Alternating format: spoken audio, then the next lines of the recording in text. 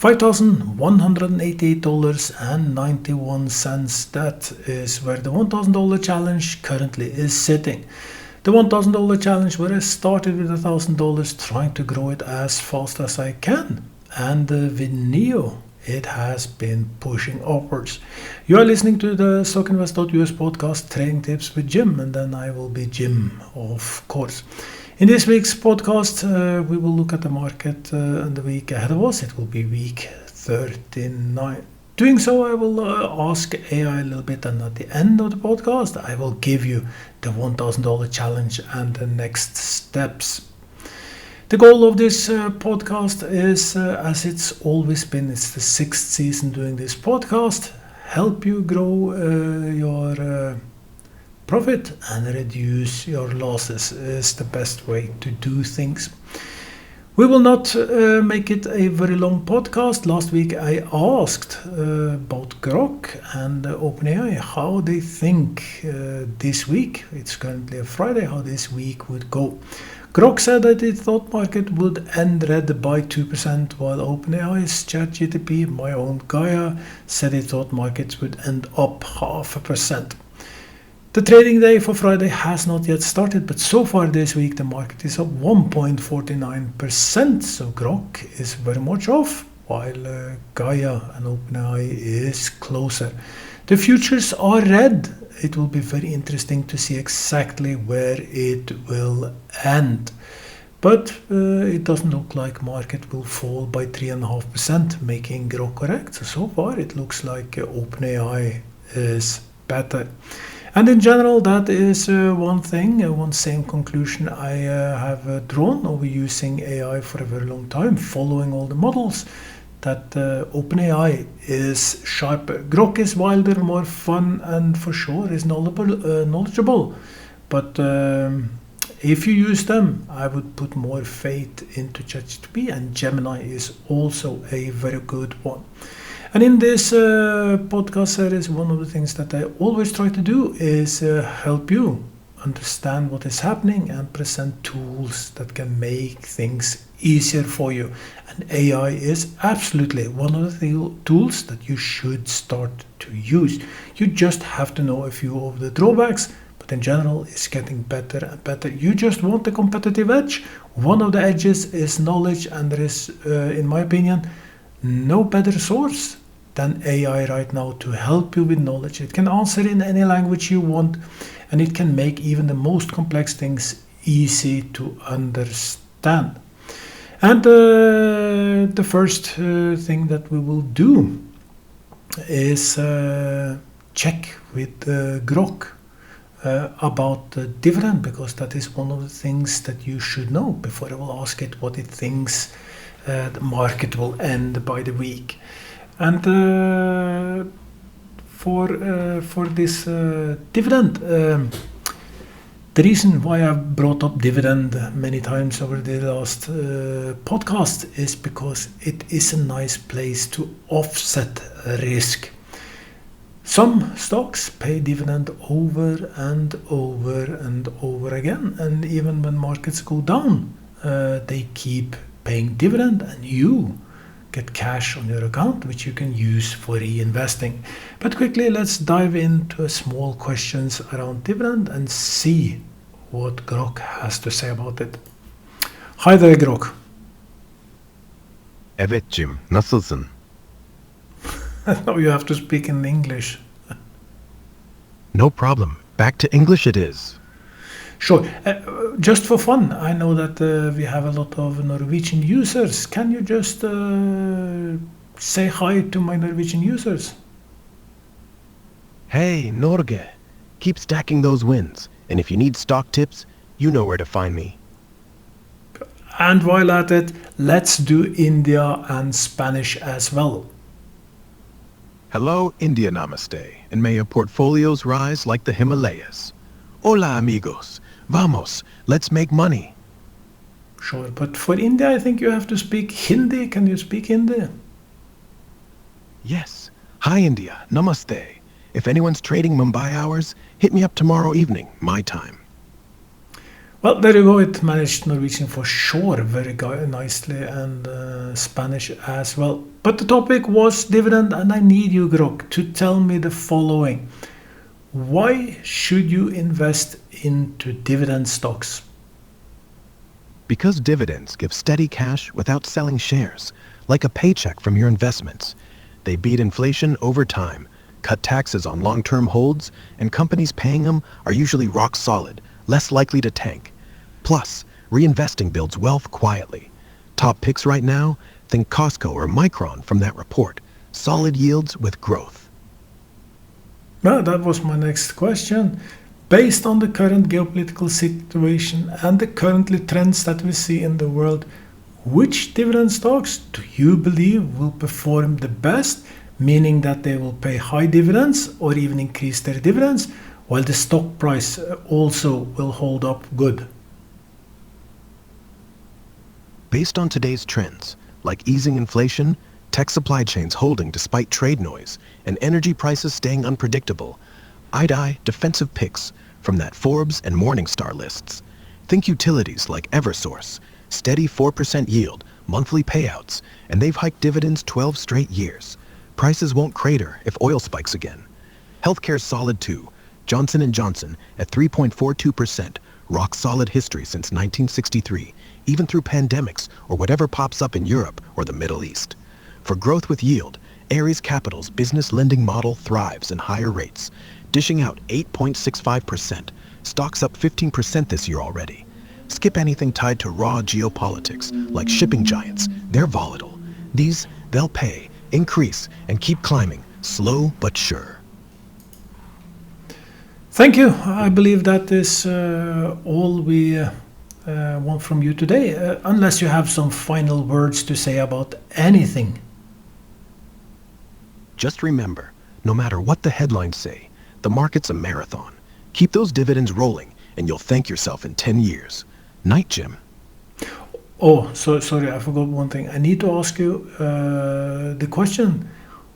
Where will the stock markets end next week? Will they go up in week 39 or will they go down? And argue why and by how many percent up or down? Next week, week 39, I'm betting the markets climb, a modest 1 to 2% overall, especially the Dow and S&P. Why? The Fed's quarter point cut just hit, and Powell's hinting at steady easing ahead without panic, which keeps bulls happy despite that sticky CPI. Labor data's soft, sure, but revisions show jobs weren't as bad as feared. Traders on X are buzzing about it, translating to lower yields and fresh cash flow. Geopolitics? Middle East flares, but oil's not spiking enough to drag us. Energy stocks like in that report could buffer it. Small caps per Morningstar are undervalued and ready to rally if GDP ticks up. Think 4.58% momentum carrying over. Risks? If durable goods flop midweek at minus 2.8%, we dip 0.5% Friday. But nah, earnings from Micron kick off strong. Hold steady, it's up. Well, thank you. That is all from you today. As you can hear, AI has a lot of knowledge. Me being in the stock market for a long time, also can hear that it's just repeating information that it found. They are supposed to have a very strong reasoning model, but sometimes they just spits out whatever they find online. You still have to do your own due diligence. But the thing about dividend, it absolutely works and can only recommend you to have a part of your investments into dividend stocks. Stock market may go down, but most of the best dividend stocks keep paying and you just reinvest that amount. And slowly, bit by bit, it just grows and grows. Been a high success for me and should be for you. As well, and it's a really nice offset. You should, when you are able, when you can, when you have enough liquidity, money, etc., for doing this, you should start to build your portfolio a little bit different. Most of you don't have too much. I know that for sure. That is why I have the $1,000 challenge, by the way. And it looks very hard, or seems very hard, to put a few hundred into dividend stocks, but come again, it is a way to grow. Many times you are just too impatient. You want everything now instead of building brick by brick. And Grok said, we'll try to remember that he think market will be up 1 to 2% next week, and argued while. Oil currently sitting at $63, gold at 3,685, was above 3,700, but pushing down a little bit lately. 10-year Treasury yield, the one that always correlates very nicely to the stock market, is also down at 4.1. We know when this goes down, stock market usually go up. One thing I always mention in this podcast is buy and sell signals, because they are very, very nice way to try to figure out if market is high or market is low. Across all the tickers that we analyze, and in these numbers is more than 45,000 tickers analyzed, 40% are giving buy signals, down from 42% last week. That is a little bit on the upper end, but it's not in any ways overbought. Usually around 45 to 47, then the market is really shaky, and I am more or less out still on the upper end. Nasdaq 23 remains same from last week, meaning that there seems to be a lot of good options for Nasdaq. And if you listened very carefully to what Grok said, it also said the same thing. And I believe that be a little bit selective, and even if markets go a little sideways or down, there should be plenty of stocks at Nasdaq that can outperform. New York Stock Exchange 48, London 37, and Oslo 32, while Frankfurt dropped a little from 48 to 44. National Stock Exchange is 35. Tokyo remained the same at 53, while China China took a huge dump from 47% buy signals to 21. Marking a possible time to get back to Chinese stocks soon. Overall, these things tells me the market is somewhat in balance. If we look at the chart, and we like to do that, we can tell that Nasdaq is in the upper end of a rising trend, and the correction is natural. Last week I said I believe market will go down. I argued why, not by much, but they would go down, and so far, as I said, I'm wrong, because during the first day of this week it's up 1.49%. We'll see how market will end today, but for sure not a very big red week.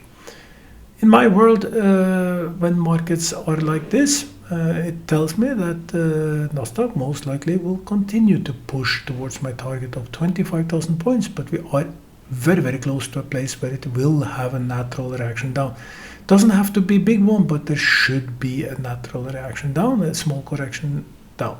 What I do is I reduce my exposure into the market. I'm not too aggressive, because I like to buy when there are corrections. So when I think market is a little high, I start to sell a little bit, start to build up a little cash on the account, and if I'm correct, markets take a dip, I go in and I accumulate more shares, meaning if I am very interested in one share, I think has a huge potential. Let's say I owe 1,000 shares. If I'm able to sell a little high, buy a little lower, maybe next time I will have 1,050 shares. Been doing this way for many, many, many years. We have to try to come up to a conclusion. What will next week be? We will, of course, have to look at the big geopolitical issues, and the two things that are from last week or during this week is, of course, the Ukraine situation. We just need something final there. The other thing that came up in the news during this week, maybe a little more quietly, is China is starting to show off their military force. And I've been waiting for this, and I told you over and over again, this is a 6-year-long podcast, 6th season it is, that China is becoming the number one in the world, and it has to be dealt with. No matter what, it has to be dealt with somehow. It cannot be an overpower. There has to be some sort of balance. Remember that the world has been ruled by US now for a century, and we need, if we want the Western stability, we might need at least to have a say into it. China showing off fancy aircrafts, hangars, and all of these things, showing they have technology which absolutely is in the top class, meaning that there still will be a push towards armed race. And that means that money will still continue to flow highly and massively into defense industry, weapon industry as such. While I don't think the upside in the stocks are too big, I think they will hold very, very good if stock market starts to fall, and for sure they will pay heavy dividends in years to come. And speaking about that was what Grok said, that you should have some dividends. And I think some of the huge dividend players for the next 5 years will, among the top names, will many of them be related to defense weaponry industry. We have the long lines, but we also have the short lines, and to help us a little bit about what is coming up this week, we will talk with ChatGTP and my personal Gaia. And the first we will ask her is then, of course, what are the economic numbers coming up? Are you awake, Gaia? Got it. Gaia it is. If you need anything else or want me to dive into that market preview, just let me know. Yeah, I need you to tell our listeners, because right now you are speaking on my podcast Trading Tips with Jim, and I want you to tell the listeners which economic data is coming out next week. What are the top items that any investor trader should know about days and what it's all about?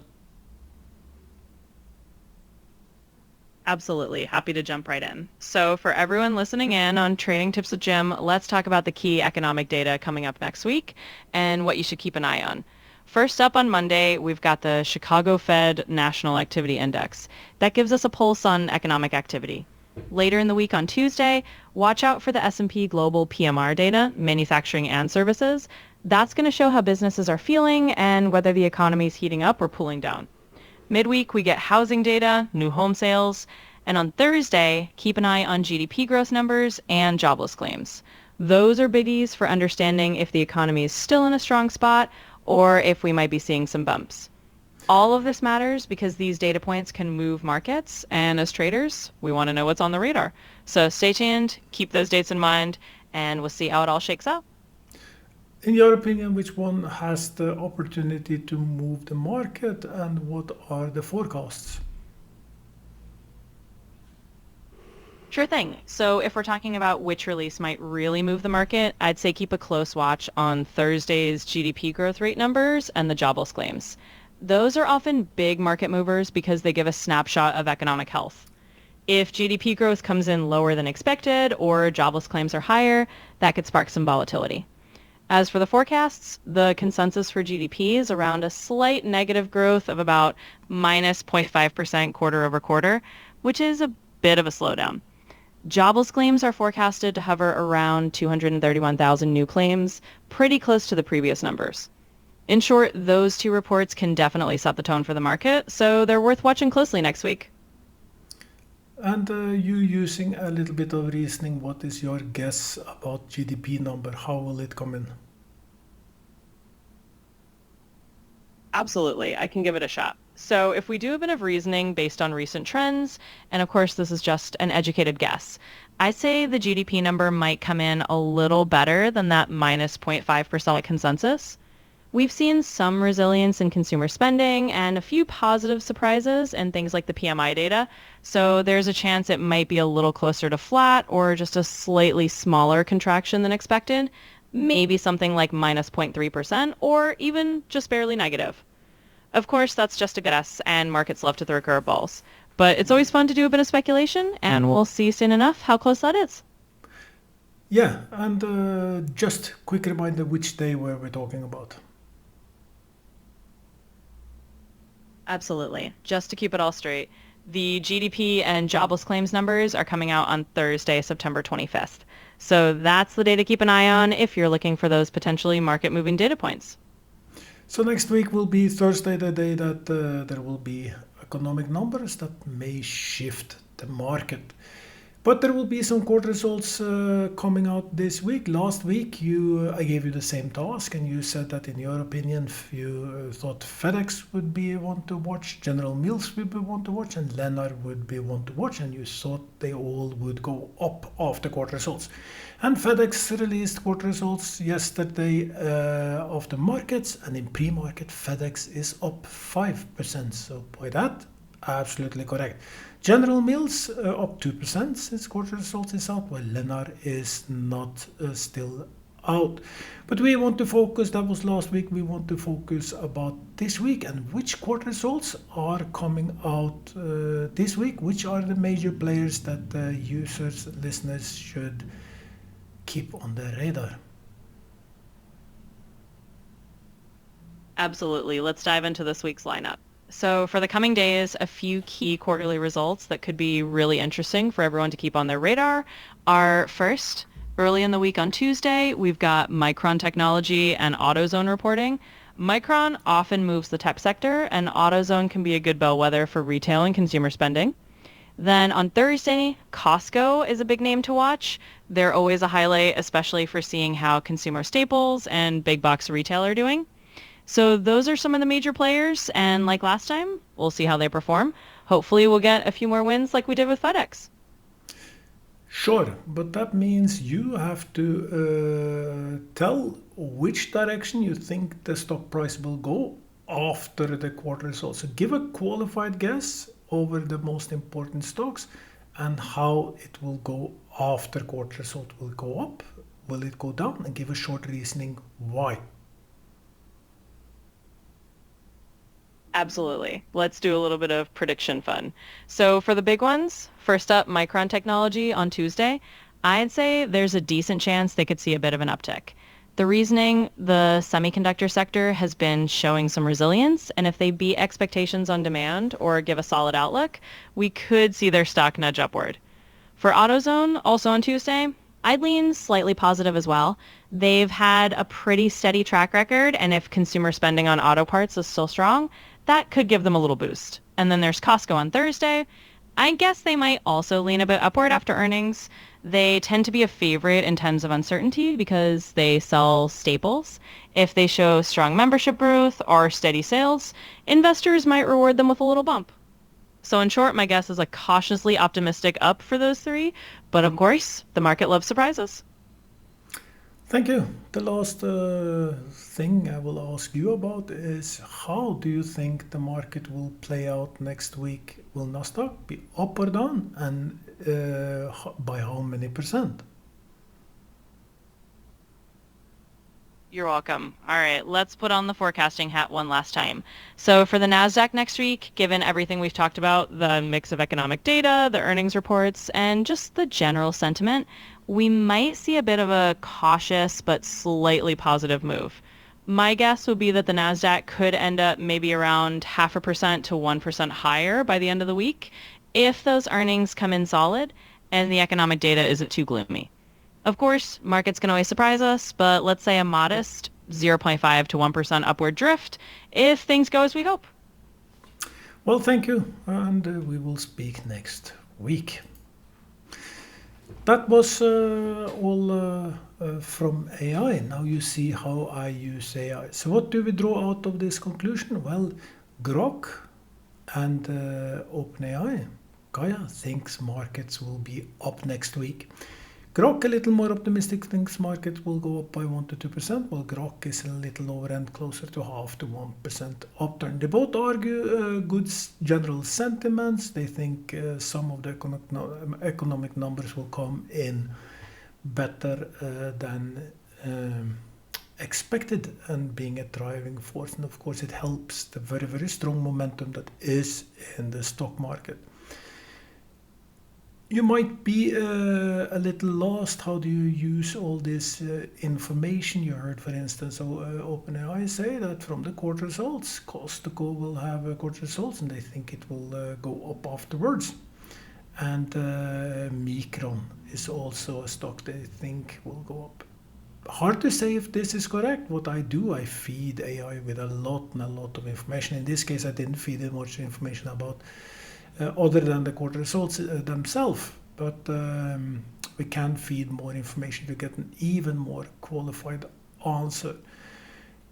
But the lesson out of all of this is that you can use technology to help you if you are not too familiar yourself, at least help you to try to get to something of a better strategy.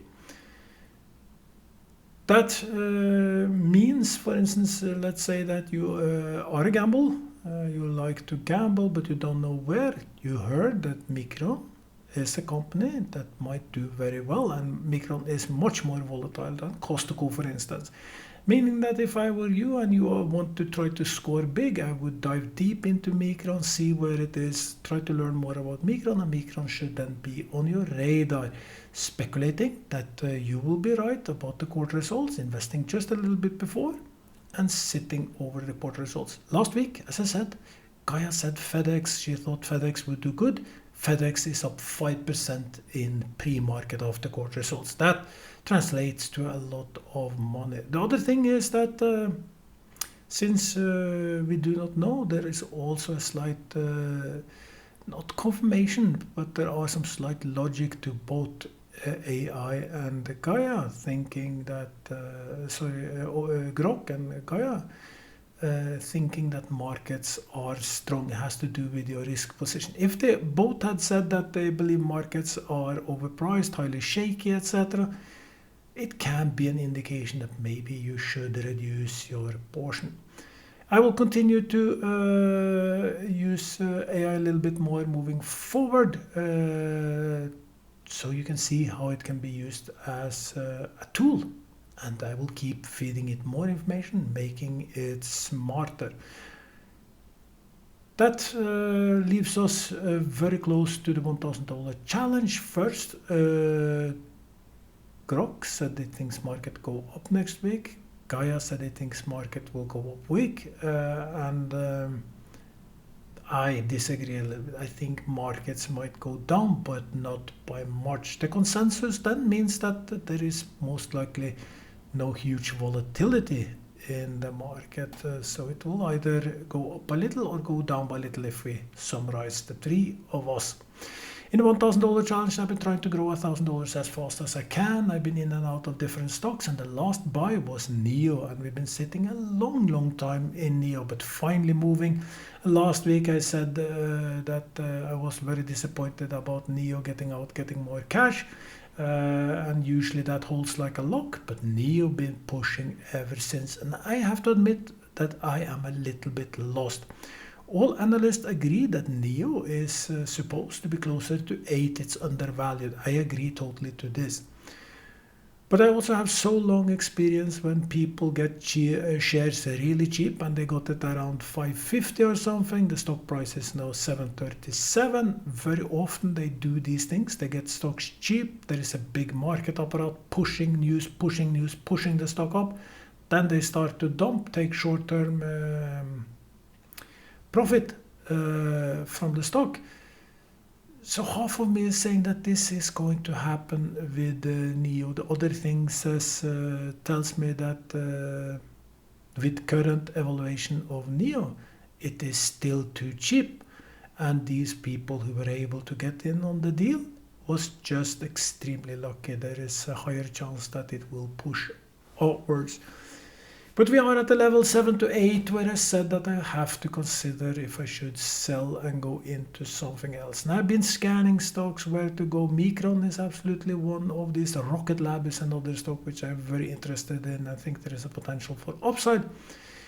What will I do? Will I now go for sell? Because I promise you I will tell you before I do anything. I will tell you what I will do. I think, if I remember correctly, I said that last week I would be surprised if I will still sit in NIO. And even though talking directly on live unedited, I am not sure. Pre-market is looking good. I believe that given current price, the downside is 650, meaning that if it drops back, it should drop only to 630, 650, unless markets fall hard. But it doesn't. There is no sign that the market should drop high. There is more sign there is a momentum and just small fluctuations, meaning that there still might be a positive overweight. And with all that in mind, I just have to come to a conclusion. I'm so in doubt what is the correct thing to do. Usually when you don't have any direction, you sell and you just wait till you have more clear indication. At the same time, the stock can push very, very high, and this is all about taking risks and doing. We take a lot of risk. I've been growing $1,000 to $5,188.91 on the way to 10,000. I will stay in NIO. I will stay one more week in NIO. Just have to evaluate from time to time and see how it goes, because that $8 is still cheap for NIO. Personally, I think NIO will go to 25, and as you know, I invested heavily personally into NIO. Bought NIO a little bit expensive in the beginning, but I was hunting for stocks, buying I think in total 7 times, giving a very, very nice average for my NIO shares, because I believe they have a strong upwards potential. I will sit in NIO this week. I will tell you before I sell it, and if stock for some reason go very wild, I will write it on the YouTube version if and when I sell it. But so far, still will sit in NIO, and that's it. That's all for today. I hope you enjoyed it. I hope you will like. I hope you will subscribe. I hope you will be back next week. More than anything, I hope that your portfolio will be much greener by the end of the week than in the beginning of the week. Till next time, just bye. Welcome to StockInvest.us Stock Analysis. We remind you that trading involves a high risk of losing money, and that you should speak with a financial advisor before buying or selling any securities. You should not base your investment decision upon StockInvest.us. By using the information, you agree and are held liable for your own investment decisions.